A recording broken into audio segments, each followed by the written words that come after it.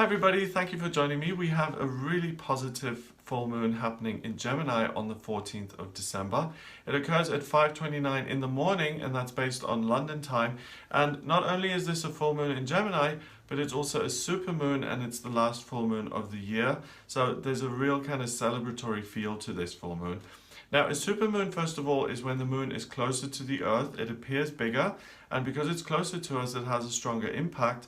And the final full moon of the year is significant just because it's a bigger ending. It's really the last celebration of the year. It's the last time the moon really showers us with its super positive energy in this case because it's in Gemini, and it's an opportunity to really say goodbye to 2016, which has been a good year for a lot of people, but we've also seen a lot of people pass on this year. It's really been a very kind of life and death situation in 2016. And now the year's done, it's time to kind of send it on its way and to look to the future, which is what Gemini is all about. Gemini is curious, it's optimistic, it's chatty, it likes to exchange ideas and find things out and research and chat and talk and write. And if you look at the glyph of Gemini as well, it's a Roman numeral 2. So it looks like a doorway. And that's what Gemini is also about. It's about finding new opportunities, looking at what's ahead, how to progress, how to move forward, and also if there are any doorways, whether people are giving you opportunities or whether you need to make them for yourself. So the full moon in itself is when the moon is of course completely illuminated, and it reflects the sun's energy and it showers us with its energy. And that's why it's so celebratory, because we really are enveloped in this energy. In this case, it will prompt us to really look ahead and to start thinking about what we're going to do in 2017, and will also fill us with a sense of optimism and enthusiasm about what's to come, regardless of what's happened. You know, we can always draw a line under things and move ahead. There's always another day. Now, the sun illuminating this moon is in Sagittarius at 22 degrees. Sagittarius itself is very much about exploring and learning and being teachable and teaching and broadening your horizons. That then shines this, which is a positive energy in itself, it shines this energy onto the moon in Gemini, and it converts it into this very personal energy of how can I use information and my intellect and my ideas to find a way forward and to have fun while doing it. So the moon is conjunct to the midheaven, so it's 2 degrees away from the midheaven. The midheaven is an angle in astrology which represents the noon position in the chart, and it's associated with work and career. So because the moon is so close to this angle, it's activated and it becomes more of itself. So not only is it a super moon and the last moon of the year, full moon of the year, but it's also conjunct here. So it's really going to pack a punch, and I really get the sense that it's going to be full of optimism and it's going to be positive, and that punch is going to be go and have some fun, go enjoy yourself, look ahead and see what you can do in your life and how you can improve your life. Now, because it is close to the midheaven as well though, it has to do with career. And it has to do with looking at the opportunities that can come up for you in your working life. Are you satisfied with the job you've had for the last 15 years and where you've never got a promotion? Or are you just starting out as an artist and you're trying to create a space in a gallery somewhere?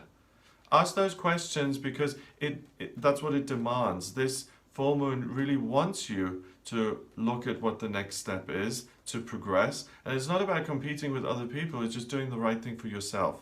So rather than gloomily saying, oh, you know, I have to assess and ask these questions, it's saying, you know what, the world is a big place, there's enough space for all of us, you do have opportunities, what would you like to do and how can you do them? It's really matter of fact and positive. It's like, there's a door, do you want to walk through that one or that one?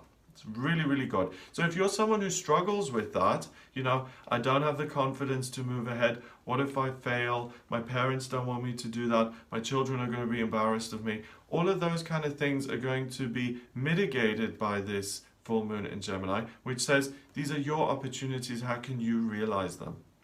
Not only that, it's at 22 degrees. 22 is the master number of the builder. So what that says is this isn't just going to be some fickle opportunity, nothing that you will forget about in a couple of months. This is going to be something that's significant. So this could be the start of a new career in 2017 that will then serve you for a long time in your life. It could be the start of a new kind of way of expressing yourself, a new circle of colleagues, a new network that can help you to get to where you want to go. So don't treat this as like, ugh, you know, a full moon happens every month, whatever. It's significant. The influence of this full moon at 22 degrees, you're going to feel that for the next year. Now, the moon itself creates obviously this opposition with the sun because they're 180 degrees apart. But next to the sun is Saturn. And Saturn is in Sagittarius, and it really makes the sun very rigid and very much kind of blinkered in terms of this is the path and this is where you're going to go. And the moon here is the opposite of that. It's like there is no path. We have lots of different options. We're not walking right now, we're standing still and we're looking at where we're actually going to go. So this isn't about rigidity at all. It's about anything is possible. The sky's the limit, and it's really down to you and up to you which doorway you want to walk through. So it doesn't get much more innocent and childlike and opportunistic and positive than this. It's really wonderful. And whether you're 15 or 85, you will feel this sense of, oh my God, I can do something else. This is exciting. It also connects with a lot of other energies in this chart. So this full moon is somewhat complicated in the sense that it has other influences tweaking it. Now, it's in Gemini. Gemini is ruled by the planet Mercury, which is the communication planet. And in Gemini, it's like outward. It's like, let's communicate outward.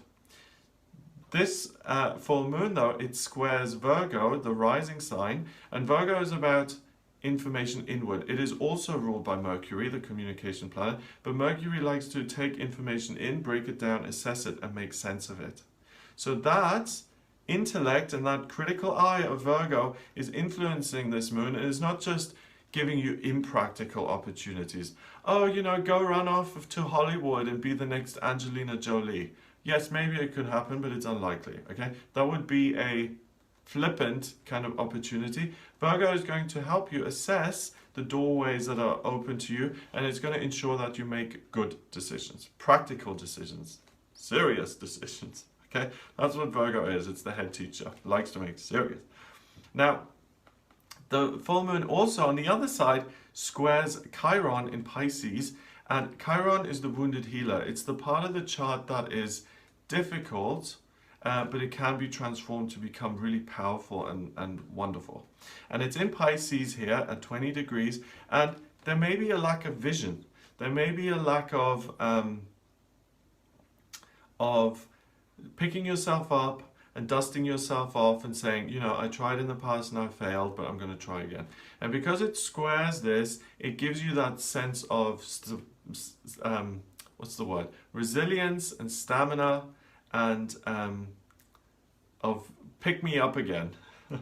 You're really going to see the bigger picture and have hope that you can achieve these opportunities, and that if you do try again, it is possible and very likely that something will work out. You know, no one ever goes for something, and well, some people do. I was watching an interview with Truman Capote the other day, and he had never got a rejection letter for any of his work ever.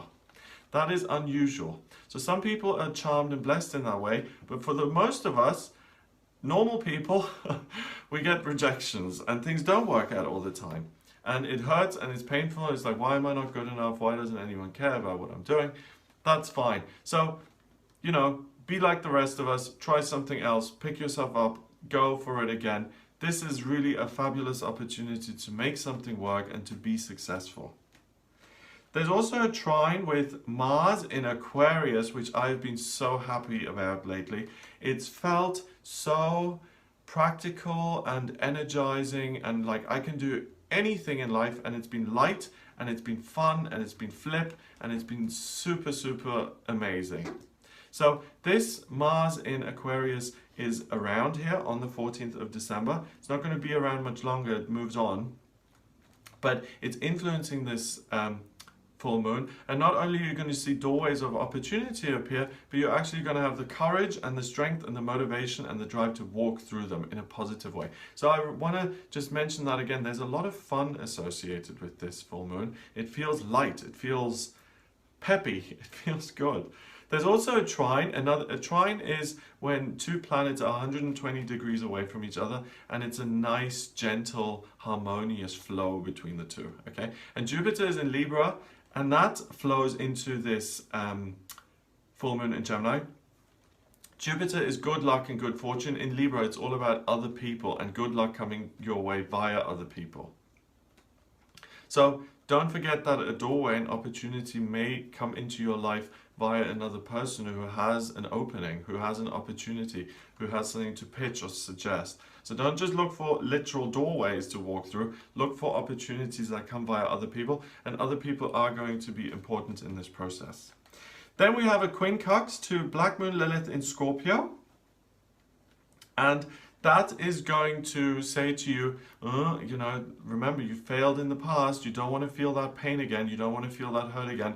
Put the walls up, close yourself down. Be aware of that. That so far is the only negative that is going to try and limit you in some way. Make yourself vulnerable. Take a risk. It's a good time to take a risk. The likelihood of it succeeding is great.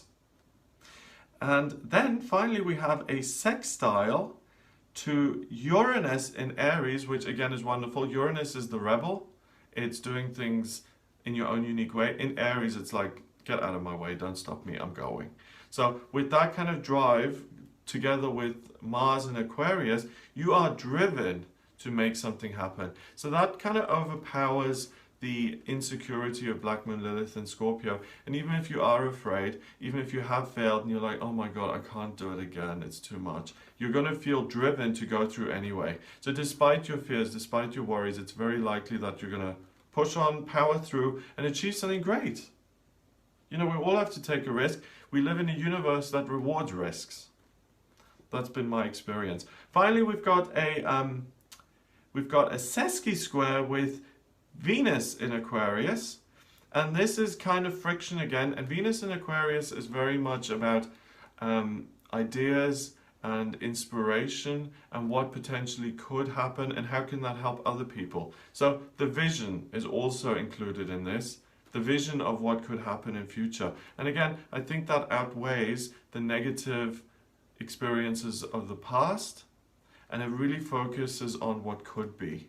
And we all have to make that choice. Am I going to live in the things that didn't work out, or am I going to embrace the uncertainty of my future and how absolutely fabulous it could be? You know, anything could happen. Life beyond my wildest dreams. And that feels so much better. Just talking about it just lifts you. It's amazing.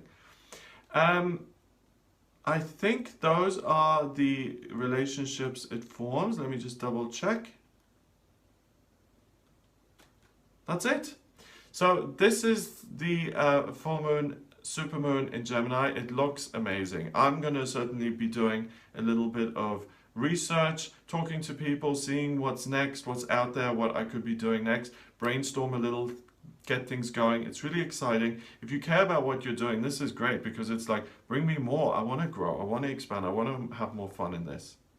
So I hope you have a wonderful time. I hope you're inspired. I hope the muses are whispering in your ear and you really get pumped and psyched up for 2017. It looks, starts are important, and this start looks so positive. It's kind of giving me a sense of what 2017 is going to be like, which is positive and full of opportunities and full of fun and laughter and good times. So that's the full moon. If you would like to find out how this full moon affects you specifically in your chart via your transits, then please get in touch with me via my website. It's gregoryscott.com. Click on the readings tab and you can order your reading with me there. Also, if you have any other questions, what's coming up in your love life, how a finance is going to look, what can you do in your career, what's your life purpose when it comes to career, what's your soul purpose. If you have any of those questions, please also get in touch with me for a personal reading on the website. Please remember to subscribe to this YouTube channel. It's the easiest way of supporting me. I will speak to you for the daily tarot readings, the weekly horoscopes, the monthly horoscopes for each sun sign of the zodiac, and I'll speak to you soon.